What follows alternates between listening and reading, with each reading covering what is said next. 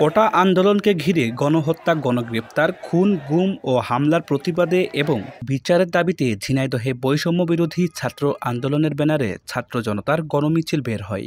শুক্রবার জুমার নামাজের পর কেন্দ্রীয় কর্মসূচির অংশ হিসেবে ঝিনাইদহ বৈষম্য বিরোধী ছাত্র আন্দোলনের ব্যানারে শহীদ মিনারের পাশ থেকে এই গণমিছিল শুরু হয়ে শহরের পায়রা চত্বর ঘুরে মুজিব চত্বরে সংক্ষিপ্ত সমাবেশের মধ্য দিয়ে এই গণমিছিল শেষ করে। এ সময় বিএনপিপন্থী আইনজীবী পরিষদের নেতারা আন্দোলনকারীদের সাথে সংহতি প্রকাশ করে ঝিনাইদহ বার কাউন্সিলের সাবেক সাধারণ সম্পাদক অ্যাডভোকেট জাকারিয়া মিলন, অ্যাডভোকেট বদিউজ্জামান সহ কয়েকজন বক্তব্য দেন। গণমিছিলে বিএনপি সহ অন্যান্য রাজনৈতিক দলের নেতাকর্মী ও সাধারণ অভিভাবক উপস্থিত ছিলেন। গণমিছিল শেষে সমন্বয়কারীদের মধ্যে শারমিন সুলতান ও হুসাইন বক্তব্য দেন। এ সময় বক্তারা বলেন, আমরা ঝিনাইদহে শান্তিপূর্ণভাবে আমাদের কর্মসূচি পালন করে আসছি। আপনারা ইতিমধ্যে জানেন, দেখছেন সারা দেশে, সারা দেশব্যাপী এই স্বৈরাচারী সরকার কিভাবে গণতন্ত্রকে হটিয়ে একটা স্বৈরতন্ত্র প্রতিষ্ঠা করতে যাচ্ছে। এই একটা মুক্তিযোদ্ধার বাংলাদেশে কখনো স্বৈরাচারের ঠাঁই হবে না। আমরা ছাত্র সমাজ যতদিন আছি এই বাংলায় কখনো বৈষম্য থাকবে না। আমরা এই মুক্তিযুদ্ধের স্বাধীন বাংলাদেশকে আবারও স্বাধীন জায়গায় ফিরিয়ে নেওয়ার জন্য ছাত্ররা আমাদের জীবন দিতে আমরা রাজি আছি।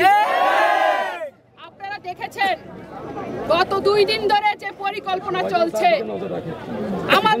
আমাদের উপর যে পরিকল্পনা, এটা মাত্র একটা অজুহাত। এটা হচ্ছে, আমরা দেখছি এটা কোনো রাজনৈতিক আন্দোলন না, এটা সাধারণ শিক্ষার্থীদের এবং প্রত্যেকটা গণমানুষের আন্দোলন। এখানে কোনো রাজনৈতিক বক্তব্য দিয়ে বা রাজনৈতিক কোনো চাল চালিয়ে এই সরকার পার পাবে না। এ সময় কোনো অপ্রীতিকর ঘটনা এড়াতে শহরে পুলিশ সতর্ক পাহারায় ছিল। অতিরিক্ত পুলিশ সুপার সদর সার্কেল মীর আবেদুর রহমান জানান, আমরা শান্তিপূর্ণভাবে তাদের কর্মসূচি পালনের সুযোগ দিয়েছি। গণতান্ত্রিক অধিকার আছে, তারা মিছিল করতেই পারে, তবে সেটা শান্তিপূর্ণভাবে হতে হবে। যে কোনো শান্তিপূর্ণ কর্মসূচি আমরা সাধুবাদ জানাই। তারা এসেছে, মতামত দিয়েছে, আর আমরা দেখেছেন যে আমরা কিন্তু সুন্দরভাবে ছিলাম এবং কোনোরকম কোনো আইন শৃঙ্খলা ব্যত্যয় ঘটেনি। এরকম হলে তো খুবই ভালো। এবং আমাদের পুলিশের উপর আসলে রাগ করে কোনো লাভ নেই। আমাদের কাজ হলো গিয়ে জনগণের যান এবং মালের নিরাপত্তা দেওয়া। আজকে যেভাবে তারা এসেছে, তারা বক্তব্য দিয়েছে, চলে গেছে, আমরা সেটাকে সাধুবাদ জানাচ্ছি। গণতান্ত্রিক রাষ্ট্র, তারা মতামত প্রকাশ করতেই পারে। আমরা খেয়াল রেখেছি যেন জনগণের যানমালের নিরাপত্তা।